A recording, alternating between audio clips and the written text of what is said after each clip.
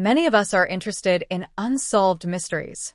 Some of these mysteries have been explained as the years have passed, and even more have been met with a general consensus as to their cause. Yet, there are several strange mysteries that have yet to be solved in the modern day, and it's these impossible to explain enigmas that have left us wanting answers. Soldiers turned into stone by cosmic beings. They say the truth is stranger than fiction. It's no secret that there are many strange things going on in our world that the general public will never know about. And we only hear about these things when officials decide to go on record and detail them, which helps us to better understand how we are truly left in the dark about some subjects. The argument could be made that sometimes this is for the best. However, others who have an interest in mysterious topics have often voiced their opinion about how they would love to know more. This is where the Freedom of Information Act comes in. And in recent years, it's helped online researchers uncover some bizarre and mysterious events. For those unaware, the Freedom of Information Act is a federal law that provides individuals with the right to access information held by government agencies. It was signed into law in 1966 with the goal of increasing transparency and accountability of the government to the public. Under the Freedom of Information Act, anyone can request access to records and information held by federal agencies, including documents, reports, and data. However, there are certain exemptions to the law, such as information that would compromise national security, personal privacy, or confidential business information. Freedom of Information Act requests must be made in writing, and agencies are required to respond to them within 20 business days. The Freedom of Information Act has been instrumental in promoting government transparency and facilitating investigative journalism. It has been used to uncover a wide range of information, from historical documents to details about government policies and procedures. Interestingly, in recent years, hundreds of thousands of documents have been published online, some of which have been done without the public's knowledge. There are some laws that state that officials have to release documents every couple of decades or so. One of these written laws in the United Kingdom is that of the 30-year rule, which states that certain government documents have to be released to the public 30 years after they were created. Due to hundreds of thousands of documents being released online in recent years, people are constantly finding strange writings that go on to detail mysterious events. And although many of them are not of interest in detailed general administration work, some have caught people's attention. One such document goes into detail about 23 soldiers that were taken by 5 humanoid creatures. And this was after an encounter went wrong in Siberia back in 1993. The document details the following. After Mikhail Gorbachev dissolved in 1991, the KGB Top Secret Intelligence Administration, a lot of material from that department found their way abroad, in particular to the CIA. As reported by the authoritative magazine, U.S. intelligence obtained a 250-page file on the attack of a UFO on a military unit in Siberia. The file contains not only many documentary photographs and drawings, but also testimonies by actual participants in the events. One of the Central Intelligence Agency representatives referred to this case as a horrific picture of revenge on the part of extraterrestrial creatures, a picture that makes one's blood freeze. According to the KGB material, a quite low-flying spaceship in the shape of a saucer appeared above a military unit that was conducting routine training maneuvers. Someone unexpectedly launched a surface-to-air missile, and it hit the UFO. It fell to Earth not far away, and 5 short humanoids with large heads and large black eyes emerged from it. It is stated in the testimonies by the 2 soldiers who remained alive that, after freeing themselves from the debris, the aliens came close together and then merged into a single object that acquired a spherical shape. That object began to buzz and hiss sharply, and then became brilliant white. The spheres grew much bigger and exploded by flaring up with an extremely bright light. At that very instant, 23 soldiers who had watched the phenomenon turned into stone poles. Only 2 soldiers who stood in the shade and were less exposed to the luminous explosion survived. The KGB report goes on to say that the remains of the UFO and the petrified soldiers were transferred to a secret scientific research institution near Moscow. Specialists assume that a source of energy that is still unknown to Earthlings instantly changes the structure of the soldiers' living organisms, having transformed it into a substance whose molecular composition is no different from that of limestone. A Central Intelligence Agency representative stated, "If the KGB file corresponds to reality, this is an extremely menacing case. The aliens possess such weapons and technology that go beyond all our assumptions. They can stand up for themselves if attacked." People were surprised when they read this document, saying that it's the proof that they've been looking for. Another thing people noticed was that the Central Intelligence Agencies didn't dismiss this mysterious encounter. This document can be found on the official Central Intelligence Agency website. The next mystery we'll be covering is one of the most bizarre disappearances reported from the state of Idaho. Back in 1953, a mysterious disappearance would take place in the state of Idaho, only 18 miles from the small town of Wallace, that would lead many investigators involved in the case wondering what caused the individual to pass away. Although some would spread the rumor that a large beast must have taken out 22-year-old Lamar Pettmuller during a routine hunting trip in the area, autopsy reports would find evidence of something far stranger and far more difficult to explain. According to the official investigation reports, back in November of 1953, Lamar Pettmuller would begin planning a hunting trip in an area he had often frequented in the past. Located only 18 miles southwest of his small town, 22-year-old Lamar had often visited the location on several different deer hunting expeditions and had become greatly familiar with the region. Excluding his experience and familiarity with the area, despite being only 22 years old, Lamar had almost a decade of hunting experience under his belt. Lamar's wife would later tell investigators that the outdoors were like a second home to Mr. Pettmuller, as he would often spend his free time hunting, camping, or hiking in secluded areas wherever they were. It would be on the 21st of November that Lamar Pettmuller would go on his planned deer hunting trip during the early morning and tell his wife that he would either be back later in the day or on the following morning. According to the wife, Lamar planned a day hunting in the Slate Creek area, south of their small town of Wallace, Idaho. However, by nightfall, Lamar would fail to return home, causing his wife, Mrs. Pettmuller, to grow increasingly concerned. By that following morning, Lamar would fail to show up by the mid-afternoon, prompting his wife to contact the local law enforcement on the 22nd of November and file a missing persons report. As search and rescue volunteers and law enforcement agencies came together to begin a massive search and rescue operation for Lamar Pettmuller, a sudden cold front would manifest, leading to a sudden powerful blizzard covering the region in a thick layer of fresh snow. Oddly enough, weather reports claimed that the weather should have remained clear with possible light showers for another 2 weeks, but official storm reports during the blizzard would claim that more than 20 inches of snow were deposited over the course of 3 days. However, even more problematic, search and rescue volunteers would conduct the search for Lamar Pettmuller over a much larger area than typically established, due to the fact that Lamar's vehicle had never been recovered and his exact camping location was never known.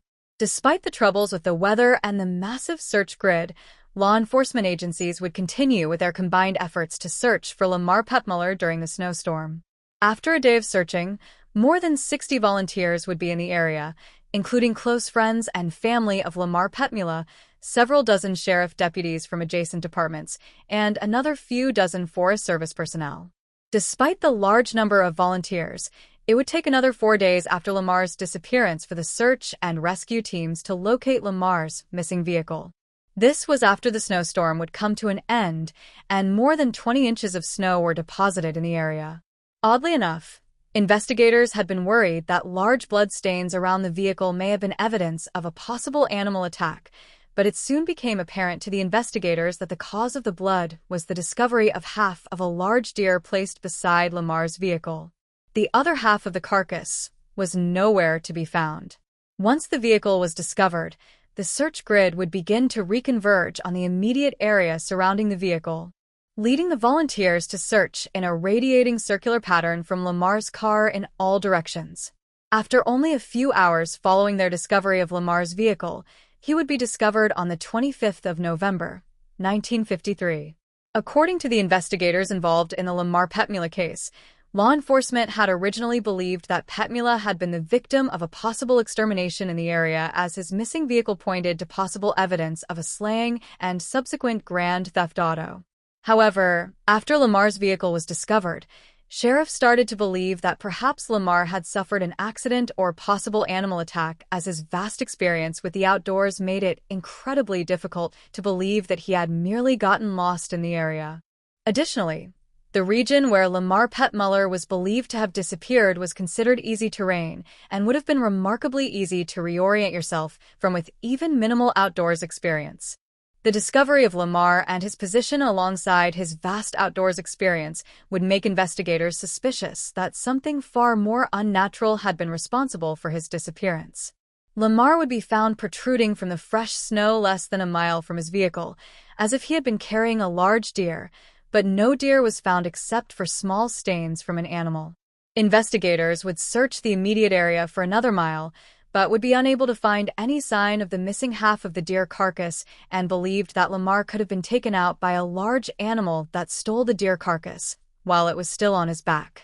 Oddly enough, investigators would soon realize that several of Lamar's belongings also would fail to comment on these missing items and instead believed that Lamar was most likely attacked by an animal or that no signs of foul play were evident.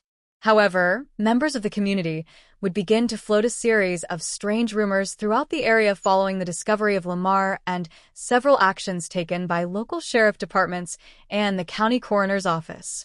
According to family members of Lamar Pettmuller, the county coroner's office had been at the center of a possible cover-up into the passing of Lamar, as they would report that after seeing Lamar at the funeral home, they would pronounce that he had passed away from a heart attack without any investigation or autopsy taking place. The official statement later provided by Coroner H. Mowry would claim that Lamar Pettmuller had become extremely exhausted while hunting and collapsed to the ground and passed away from a sudden heart attack.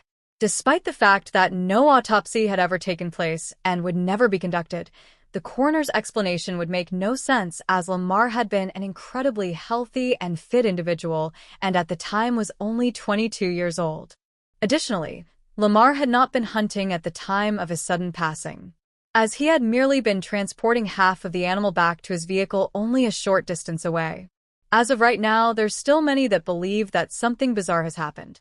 The unsolved mystery of the Grafton Monster. The Grafton Monster is claimed to be a massive humanoid bipedal creature, white in color, with smooth, oily skin. The skin of the creature is believed to be a texture similar to that of a seal. The height of the monster is estimated to have been somewhere between 7 to 9 feet tall, and with a body roughly 4 feet in width. According to witnesses, the creature did not have a discernible head of any kind, demonstrated no violent tendencies or notable behavior of any kind. Given the large size of the creature and the string of witness reports that consistently claim the creature to have been spotted by the Mississippi River or one of its tributaries, it's believed that the creature would use a network of river systems to travel up and down the entirety of the United States. On the 16th of June, back in 1964, estimated to have occurred sometime around 11 in the evening, reporter Robert Cockrells claimed to have been driving home from the Grafton Sentinel, a local newspaper office, driving through Beach Street and crossing over the Tigert River Bridge when he noticed something peculiar at the side of the road. According to Robert, as he turned onto Riverside Drive directly off of the Tigert Bridge, he noticed something he described as huge and white, off to the side of the road along the river, where an old rock quarry had been dug out several decades beforehand. The reporter originally believed that the object could have been a large piece of rock that had washed up from the force of the river, disturbing the riverbank in an awkward way. Slowing down to get a better look, Robert Cockrells stopped completely next to the large white mass and realized that the object was not a piece of rock or lifted part of the riverbank, but was what he described as a living entity, white in color, with smooth, oily skin, with a texture that reminded him of a seal. The height of the creature was estimated by Robert Cockrells from a sitting position to have been somewhere between 7 to 9 feet tall and with a body roughly 4 feet in width. According to Robert, the creature did not have a discernible head of any kind. Robert Cockrells then began to drive away while staring at the creature and remarked that at no time during his viewing of the creature did it make any kind of movement, and it was difficult for Cockrells to be certain that the object was indeed a living creature, outside of the seal-like texture of its skin. Although reports differ, Cockrell's direct report made no mention of horror or fear when it came to his emotional state directly following the creature. Once Cockrell's arrived home, he phoned several of his friends about the incident and related to them that the strange sighting should be investigated, but that he did not feel safe returning to the site alone and wanted additional witnesses to his encounter. After several minutes of calling, the group met up at the location of the sighting and began to inspect the area for any signs or clues of the crime. Unfortunately, the creature had already disappeared, and the group had only discovered that the grass along the riverbank where the creature had been spotted had been completely matted down, as if a large object had rolled through the area. The group would continue searching along the side of the river, up and down the nearby road, near the edge of the woods, but were unable to locate the creature or object. Several members of the group claimed that they could hear a low whistling sound coming from somewhere nearby, but they were unable to locate the exact area responsible for the source of the sound. On the 17th of June, the morning following the night of the sighting, Robert Cockrell's would go to the local police station and report what he had experienced the night before. But the incident was completely disregarded by the law enforcement, who believed that the reporter had been making up the incident for publicity. Frustrated by the response taken on the part of the police officers, Robert Cockrell's would tell the newspaper editor about his story, who then provided Cockrell's with the green light to write up a short article about the incident. On the night of the 17th of June, Jim Mauser and Jerry Morse, two of the men who had accompanied Robert Cockrell's on his late-night search of the creature immediately following his sighting, a mass panic would overcome the Grafton citizens. It's believed that both of the men would tell friends, family members, and co-workers about Robert Cockrell's sighting all throughout the day. Due to Grafton having been a small and well-connected town, the story spread through the citizens long before the publication of the article by the Grafton Sentinel. Although there are conflicting reports, it's believed that on the night of the 17th, citizens of Grafton engaged in a monster hunt and flocked together into an armed mob and went up and down the Tigert River, searching for the monster.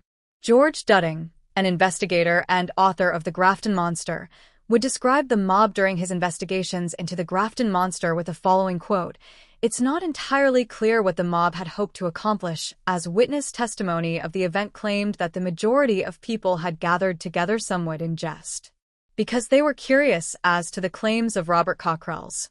The original members of the mob were made up of a collection of teenagers and young men who wanted to prove that they were unafraid of the claims of the monsters, and so journeyed out to the side of the river to confront the monster, bringing along friends and girlfriends to witness their bravery. The mob was then joined by others who were more curious to see the creature for themselves, as supposed claims of unidentified objects and peculiar lights in the sky had been made within the prior weeks leading up to the original Grafton sighting. Little evidence that the mob had formed for the sake of a monster hunt was made by this point in time, with only minor tools having been gathered together for small comforts such as baseball bats, crowbars, tire irons, and garden hose. However, it did not take long for the crowd to become increasingly hostile and panicked. Eventually, members would join the crowd, believing that they were engaged in a monster hunt and would come equipped with far bigger weaponry.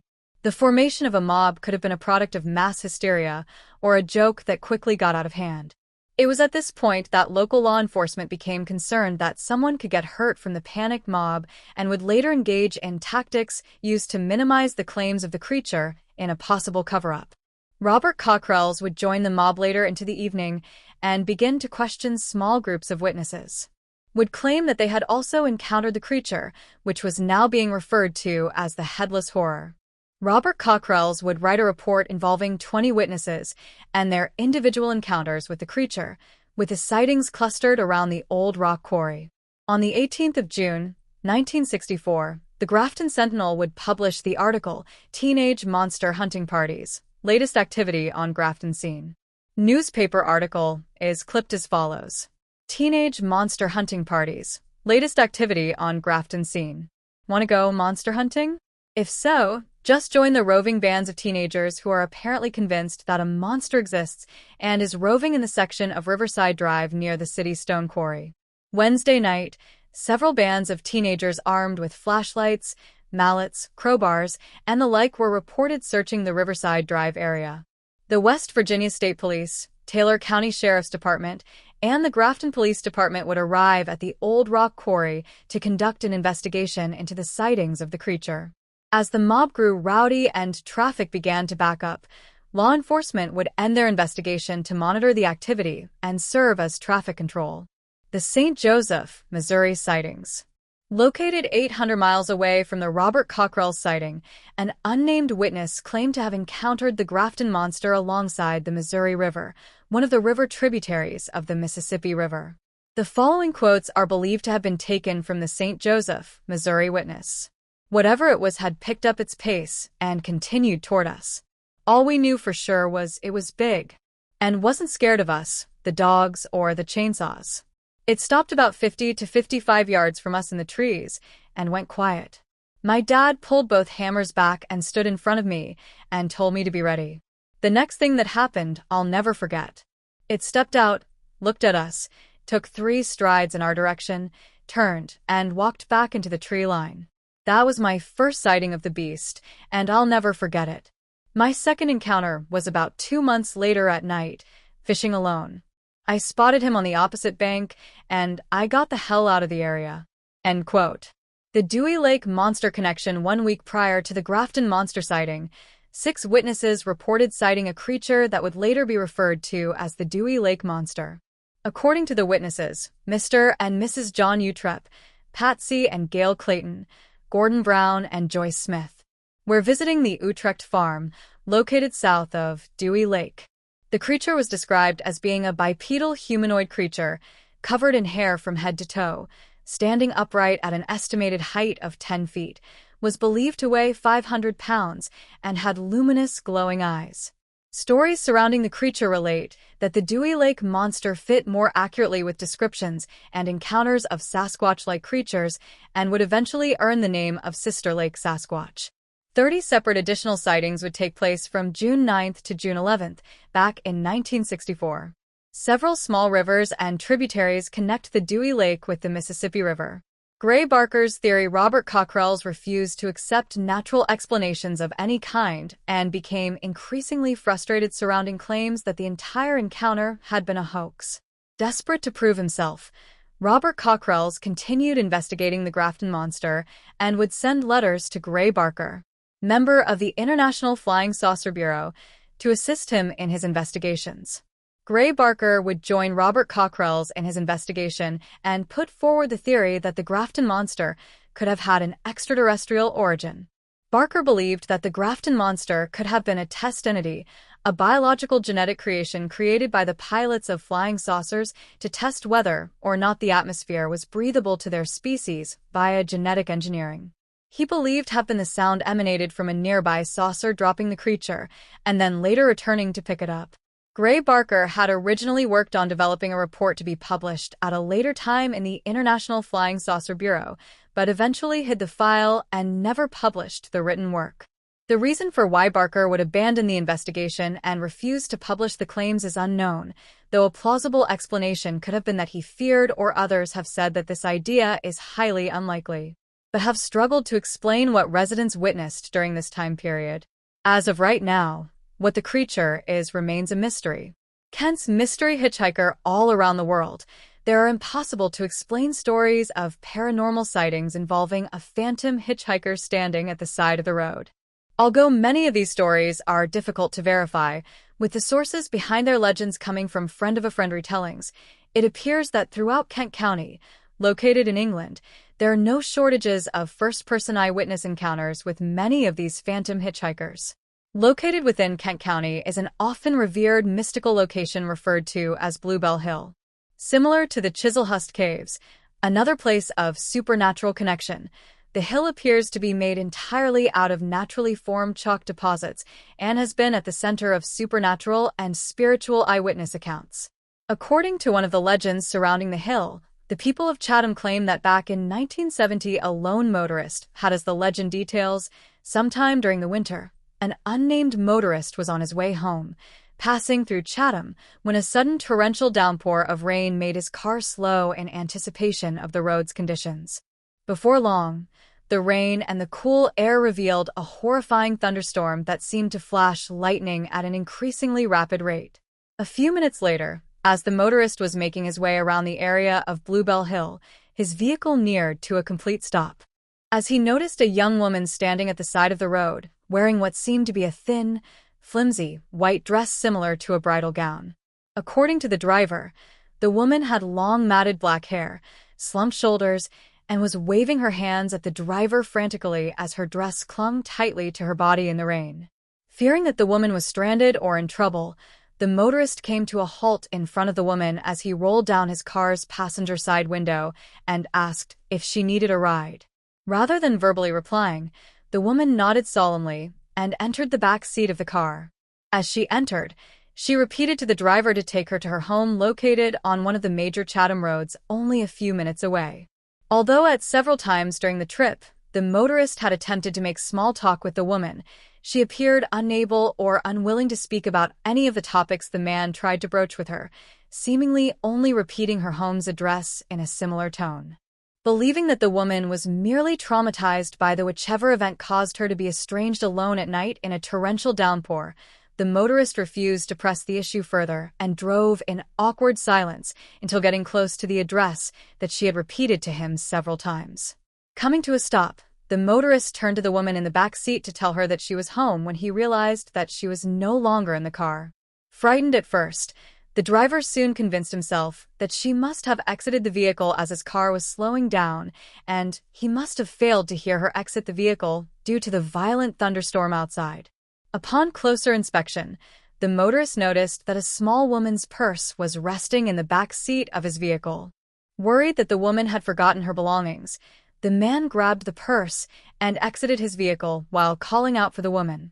As he approached the home, he noticed that the lights in the house were off, as if no one had been awake or entered the home for a few hours. After knocking on the door and ringing the doorbell for a few minutes, the lights in the house came on, and an elderly couple came to the door. After explaining the situation to them and handing the elderly couple the missing purse, they continued to stare at him dumbfounded and in total silence. Creeped out by the encounter, the driver asked the couple what was wrong, to which they replied that the woman he had picked up matched the physical description of their daughter, who had passed away in a car accident near Bluebell Hill during a thunderstorm. Had the handbag matched her missing purse from the incident? Although the veracity of the phantom hitchhiker claims are nearly impossible to prove, countless residents of Chatham swear by the story and claimed that the incident had occurred several different times in a variety of ways throughout the late 1960s and early 1970s. Interestingly enough, in another town several miles from Chatham, a similar phantom hitchhiker story is told by residents of one of the most according to Pluckley residents. The small town is considered to be one of the most haunted locations in all of the United Kingdom, if not the entire world. Located in Kent, Pluckley has been at the center of just as many supernatural sightings as the region surrounding Bluebell Hill, with sightings of phantom black cats, Sasquatch-like creatures, unexplainable aerial lights, and bizarre paranormal occurrences. Such occurrences would include the spiritual encounter of Raymond Breakspeare, a taxi driver who would handle late-night fares throughout Pluckley and the surrounding villages, often picking up rowdy passengers closer after midnight. According to Raymond, it was sometime at around 2:45 in the morning, while passing through the nearby roads leading into Pluckley, that Raymond saw a dark-clothed man standing at the side of the road, waving down passing vehicles.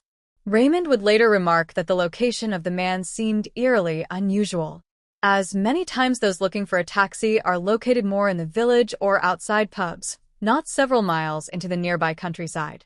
Believing that perhaps the man had become stranded or was suffering an emergency, he pulled over to the side of the road and asked the man if he needed a ride.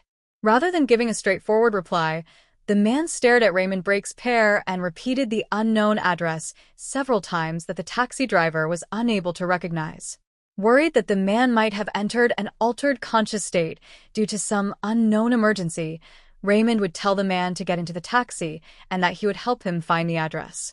After hearing these words, the strange man went towards the back door of the vehicle but appeared to have struggled to open the door several times. Quickly exiting the vehicle, Raymond opened the passenger's side door and helped the man inside the back seat of the taxi. However, as he walked back to the driver's seat, Raymond remarked that he felt a terribly oppressive, eerily supernatural feeling in the air, as if he were being watched by a predator or some unknown creature had been standing nearby. Once back in the vehicle and on the road, after about a mile, Raymond turned to the passenger to ask him where the mysterious address was located. Oddly enough, when Raymond turned to the passenger, he soon realized that no one was in the vehicle with him, despite having helped the man enter the vehicle and seeing him sitting in the as he drove off down the road. Fearing that the man may have jumped out of the moving vehicle in order not to pay the taxi fare, the driver pulled over and glanced around, but failed to find any sign of the mysterious man. Remembering that the taxi cab locks while the vehicle is in motion to prevent passengers from skipping out on the fare, Raymond gets back into his vehicle and heads back into town out of fear of a far more supernatural cause. Raymond brings up the incident of the mysterious dark-clothed man, only to hear from several other drivers similar stories of phantom passengers, including women wearing white and men wearing dark clothing. Today, taxi drivers and motorists tell stories of unlocked car doors suddenly opening while driving through the surrounding plucky roads, or hearing the sound of a woman laughing while driving through the area late at night, as if an invisible woman was sitting in the back seat of your car. 1850s mass sighting of the Kentish ape-man of Kent County, England. For as long as can be remembered, England's Kent County has been at the center of a large number of supernatural reports and bizarre, mythical sightings that are impossible to explain. None more so than the strange report centered around a roaming Sasquatch-like creature referred to by residents of Kent as the Kentish ape-man. According to eyewitness reports, the creature is described as being similar in design to a large baboon-type creature, though more in the shape of a man.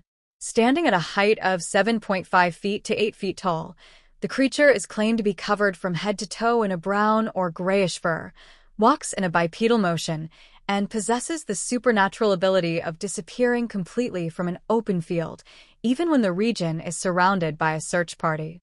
The earliest known reported sighting of the Kentish ape-man was published back in 1858 in a local newspaper referred to as the Kentish Gazette.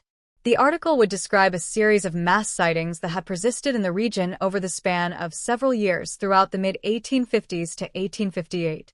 According to the Kentish Gazette, proof that a mysterious creature was wandering around Kent County was reported sometime during that year's harvesting season and would ultimately lead to an independent investigation from local authorities and interested journalists.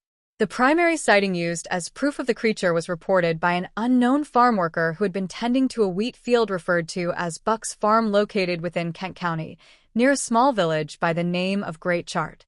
According to the Buck's farm worker, as he was gathering his wheat, he claimed to have spotted a 7.5-foot tall baboon-like creature that walked on its hind legs and appeared to have been covered in a brownish-orangish fur. The face of the creature appeared to have been smooth and shown human-like eyes.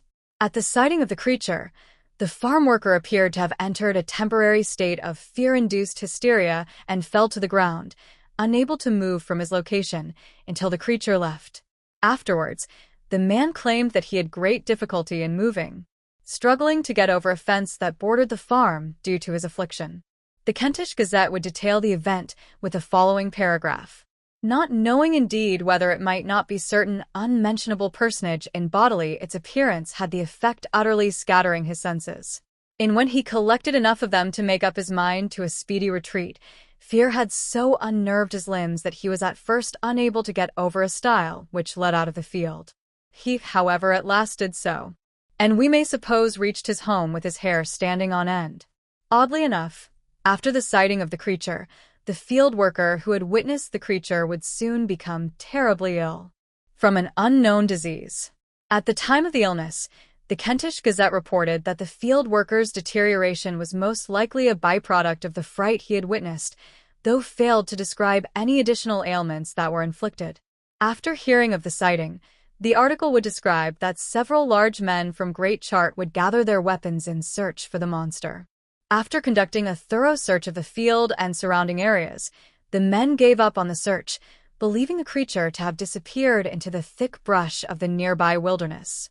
Fearful that the creature might return, as witness sightings persisted in the area at the time, the men gathered together and traveled to another village, known as Ashford, with a horse and carriage to gather a group of police officers to begin a more thorough search of the creature to hunt and eradicate the animal, or to bring it into custody if it was willing and intelligent.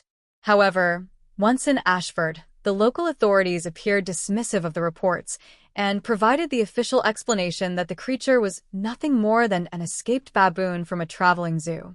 Though no further mention of armed men engaged in hunting the creature is reported, several more sightings were recorded by the Kentish Gazette over the next few weeks.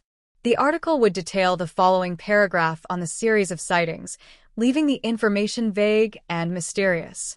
But we have not heard of its capture or of any damage done by it except indirectly through persons trampling down the wheat in Mr. Greenhill's field while in search of it.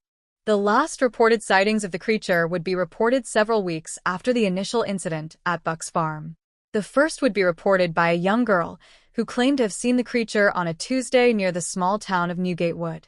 According to the young girl, despite having been frightened by the creature, she had stayed and watched the monster for a considerable amount of time, allowing her to get a good look at the strange beast and its behaviors. The girl would claim that the creature stood at around 8 feet in height and was covered in a long fur that covered all around its body except for its face, which seemed remarkably human.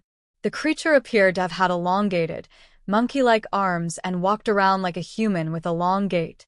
Before long, the creature would disappear into the surrounding wilderness. Later that same day, a shepherd who had journeyed with his sheep to an open grassy field claimed to have spotted the creature amongst his livestock, causing him to quit his job and return home immediately after his encounter.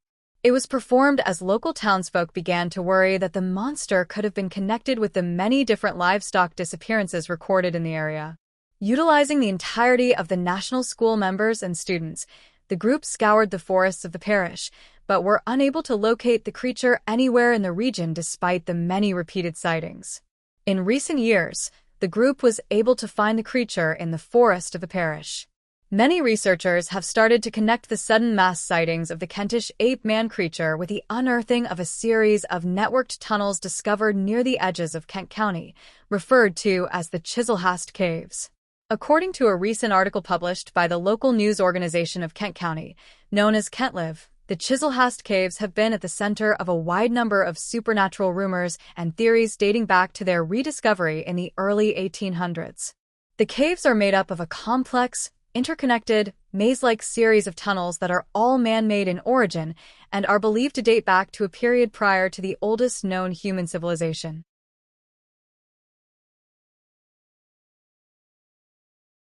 The earliest known record of written reference to the caves was recorded back during the early 9th century, in which a Saxon charter made reference to the caves though was unaware of their size, as they had yet to be explored. However, this reference is only a recent recorded account of the caves.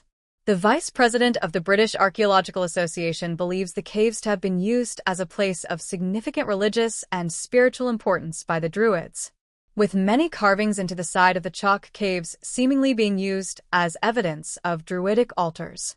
Eerily enough, many of these ancient Druid carvings appear to depict human and monkey-like faces in the side of the walls.